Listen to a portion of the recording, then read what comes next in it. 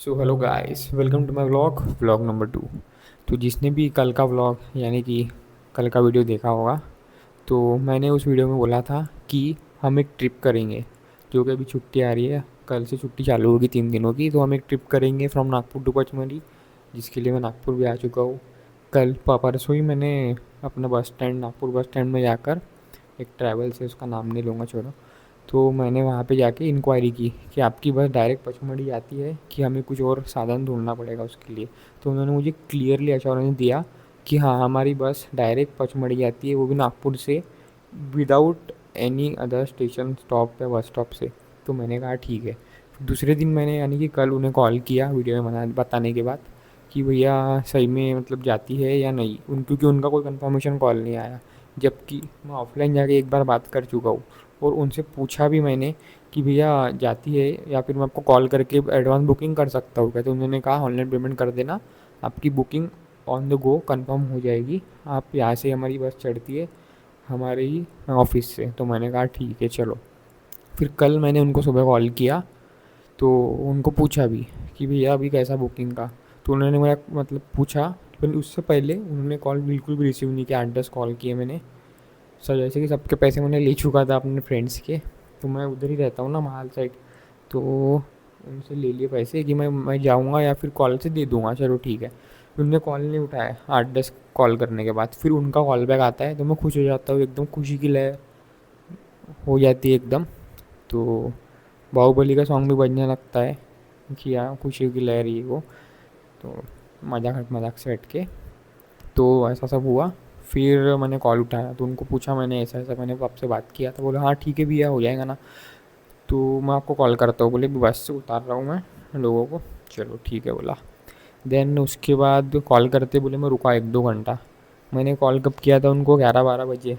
और उसके बाद मैंने 3-4 बज गए, फिर से उनको कॉल किया। तो वो बोले, मतलब वो उनको पूछा मैंने कॉल कर कर कि भैया सही में होगी टिकट या बुक, क्या मुझे दूसरा कोई जुगाड़ ढूंढना पड़ेगा पचमढ़ी जाने का। तो बोली नहीं नहीं नहीं, करेक्ट एकदम आप फिक्स रहो, हम आपको लेके जाएंगे। यानी कि मतलब मैं आपको कॉल करता हूँ 100%, आप कंफर्म समझो। तो मैंने बोला ठीक है भैया। तभी भी उनको कॉल नहीं आया, वो कॉल भी नहीं उठा रहे। उसके बाद मैंने अपने भाई को भेजा, मैं थोड़ा काम से बाहर आया था। मैंने अपने भाई को भेजा कि जा उनसे ऑफलाइन मिल के बात कर और पूछ। तो उनकी बुकिंग ऑफिस में जाके वो बोलते कि भाई हमको पता ही नहीं कि आप किससे बात हुई। जबकि मैं ऑफिस से ही नंबर उठा के लाया, ऑफिस के एम्प्लॉय ने मुझे नंबर दिया, लेकिन वो बोलते यार मुझे पता ही नहीं। तो वो बोला चलो ठीक है। तो बोला जाने दो, वो एम्प्लॉय को छोड़ो, दूसरे किसी वहाँ पे जो डेस्क पे होगा उनसे पूछो। तो बोलते हम तो पचमढ़ी बस लेके ही नहीं जाते। मैं बोला आए बैगन, पचमढ़ी बस नहीं लेके जाते तो फिर क्या पैदल लेके जाते हमको। तो वो बोले नहीं। तो बोले ठीक है, तो आपसे किसने बात की, बोले उनका नंबर दो। तो हमने उनका नंबर दिया वो भैया का। तो वो बोले, फिर उन्होंने ही कॉल किया उनसे, वो भैया से।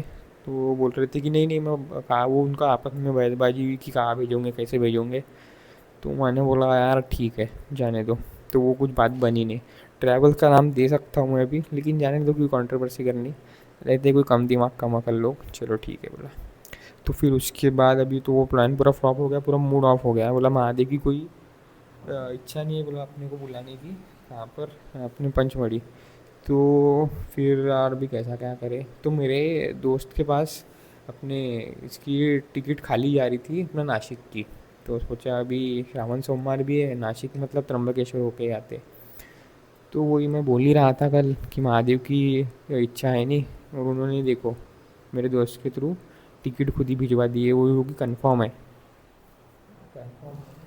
वो बिल्कुल कंफर्म है, लेकिन उनका कुछ जम नहीं रहा है, तो 3-4 टिकट है बाकी की हम तत्काल में कर लेंगे।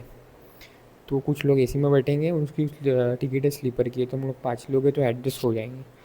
तो गाइस हम लोग अभी जा रहे हैं फाइनली नासिक, ना कि पचमढ़ी।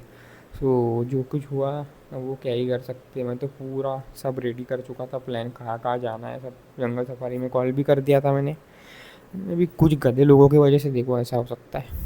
तो इसके बाद आप एडवांस में बुकिंग करके रखना, क्योंकि भाई मुझे तो अभी थोड़ा सा 2-3 बार सोचना ही पड़ेगा नागपुर के ट्रैवल्स वालों से बात करने से पहले। तो ये एक क्या आप बोल सकते हैं, उनकी कोई मिसअंडरस्टैंडिंग या फिर कोई हो सकता है कुछ अलग लॉजिक होगा। अपनी भी गलती हो सकती है, उनकी भी, वो छोड़ो, लेकिन इसके बाद अगर नागपुर से कोई ट्रैवल्स कर रहा है तो ध्यान रखना ये चीज़ कि ऐसा भी हो सकता है, आपका मूड और आपका प्लान बिल्कुल भी ख़राब हो सकता है।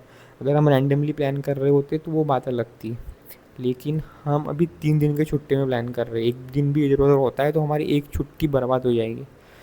तो उस हिसाब से आप प्लान करना कभी भी, और उस हिसाब से ही आप बसेस बुक करना। तो ऐसा सब हुआ, तो हम जा रहे हैं अभी डायरेक्ट इधर नासिक। तो आज रात को हम 8:30 बजे, शाम को 8:30 मतलब 9:30 की ट्रेन है। तो हम यहाँ से निकल जाएंगे 8 बजे, बस स्टैंड मतलब सॉरी स्टेशन पहुँच जाएंगे, और वहाँ से अपनी चालू होगी ट्रेन की जर्नी। तो आगे मैं आपको ट्रेन की जर्नी दिखाऊंगा, तब तक के लिए बने रहिए मेरे ब्लॉग में। और ये ट्रिप होने वाली है from Nagpur to Nashik trip. Nashik में हम उसके आउटर स्कर्ट्स भी घूमेंगे, जैसे कि सुला वाइन यार्ड, और जो कि विंड माइल जो एरिया है वहाँ पे घूमेंगे। त्र्यंबकेश्वर जाएंगे, त्र्यंबकेश्वर में एक कोई घाटी है या फिर कोई क्या बोलते हैं उसे, ट्रैकिंग स्पॉट है, वहाँ पे जाएंगे और आपको बताएंगे, पूरा दिखाऊंगा मैं आपको कि कैसे कैसे कौन से लोकेशन में हम घूमे, प्रॉपर एक एक चीज़ दिखाऊंगा।